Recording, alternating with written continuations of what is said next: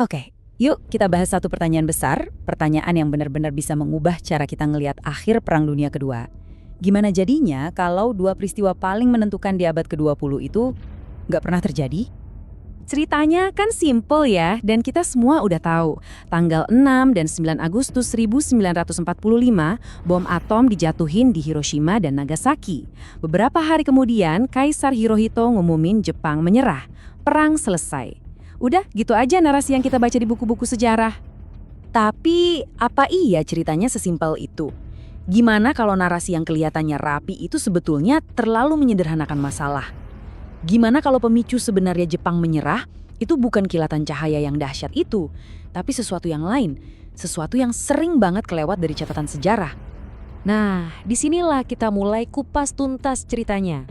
Banyak sejarawan modern mulai ragu kalau bom atom itu satu-satunya alasan, atau bahkan alasan utama, Jepang menyerah. Mereka mulai melihat ke konteks yang lebih luas lagi. Coba deh lihat data ini. 5 bulan sebelum Hiroshima, Sekutu itu ngelancarin operasi Meeting House, pengeboman api besar-besaran di Tokyo. Cuma dalam satu malam, serangan itu ngebunuh sekitar 330.000 orang. Itu jauh lebih banyak loh daripada korban Hiroshima dan Nagasaki digabung. Jadi, ini dia poin pentingnya. Kalau emang guncangan akibat kehancuran kota segitu besarnya adalah faktor penentu, harusnya kan Jepang udah nyerah dari bulan Maret. Tapi kenyataannya mereka masih terus berjuang mati-matian selama 5 bulan lagi. Ini nunjukin kalau para pemimpin Jepang, meskipun ngeri, ya udah terbiasa ngelihat kota-kota mereka hancur lebur dari udara.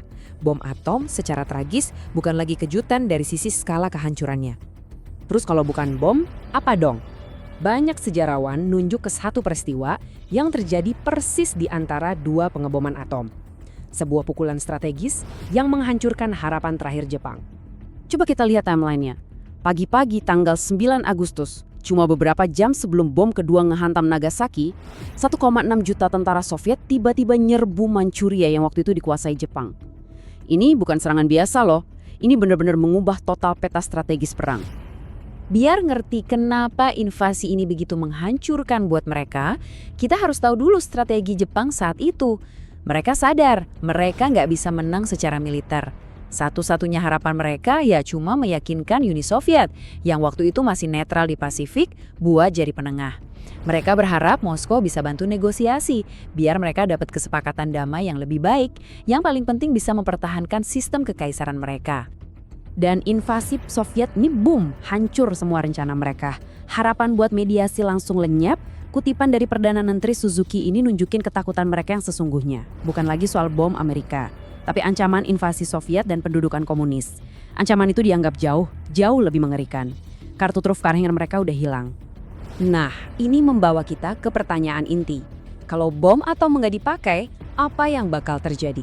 Coba kita kesampingkan dulu argumen Soviet tadi, dan kita lihat 3 skenario utama yang lagi dipertimbangkan sekutu. Spoiler alert, nggak ada yang bagus sama sekali. Opsi pertama, yang paling langsung, adalah invasi darat besar-besaran, namanya Operasi Downfall. Ini bakal jadi operasi militer yang jauh lebih besar dari pendaratan Normandia, ngelibatin jutaan tentara sekutu.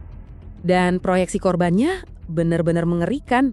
Kalau ngaca dari perlawanan fanatik Jepang di pertempuran sebelumnya, kayak di Okinawa, militer Amerika aja udah ngira-ngira korban di pihak mereka bisa sampai ratusan ribu, bahkan 1 juta orang.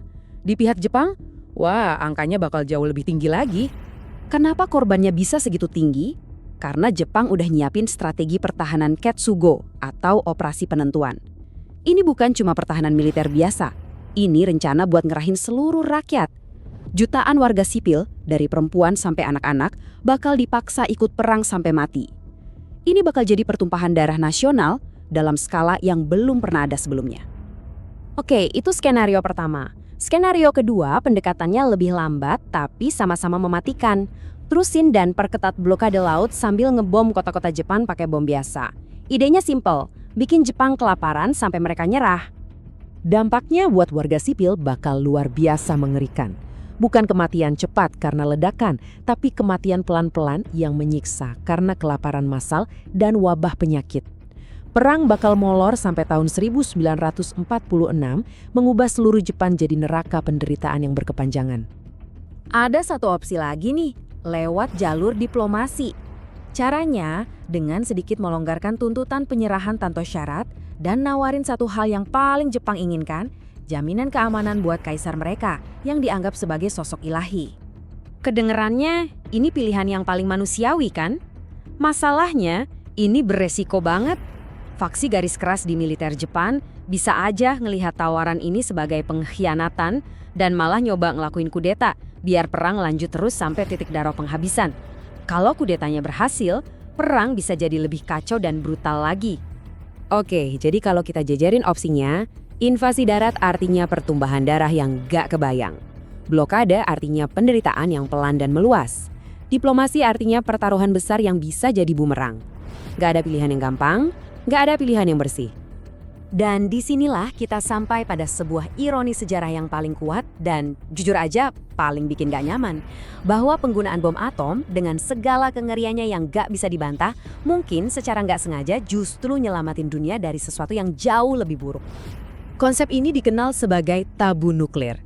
Apa yang terjadi di Hiroshima dan Nagasaki itu bukan cuma ledakan biasa. Itu adalah tontonan visual yang menghantui bagi seluruh dunia tentang gimana sebuah senjata bisa musnahin peradaban, ninggalin warisan penderitaan radiasi buat generasi-generasi berikutnya. Coba deh kita bandingin dua kemungkinan masa depan ini. Di dunia kita sekarang, kengerian Hiroshima menciptakan tabu itu. Senjatanya jadi terlalu mengerikan buat dipakai. Tapi, coba bayangin dunia di mana bom itu nggak pernah dipakai dalam perang. Tanpa bukti nyata kengeriannya, ada risiko besar para pemimpin di masa depan cuma bakal ngelihatnya sebagai bom super yang lebih gede, alat militer yang efisien, bukan senjata pemusnah peradaban. Kutipan dari Menteri Perang Amerika Serikat Henry Stimson ini, ngena banget nih buat ngegambarin dilemanya. Keputusan itu nggak dilihat sebagai pilihan antara baik dan jahat, tapi sebagai pilihan di antara serangkaian hasil yang semuanya mengerikan. Dan ini ninggalin kita dengan satu pertanyaan terakhir yang sangat gak nyaman. Sejarah sering menilai penggunaan bom itu tindakan biadab. Ya, itu fakta. Tapi kalau alternatifnya adalah invasi yang bakal ngebunuh jutaan orang lagi, apa menahan diri itu jadi tindakan yang lebih mulia secara moral? Atau justru itu jadi kegagalan buat mengakhiri penderitaan global dengan cara tercepat yang ada? Ini adalah dilema moral yang gak punya jawaban yang bersih atau memuaskan. Ini adalah warisan yang terus menghantui tahun 1945, ngingetin kita bahwa dalam perhitungan perang yang brutal, terkadang gak ada pilihan yang baik.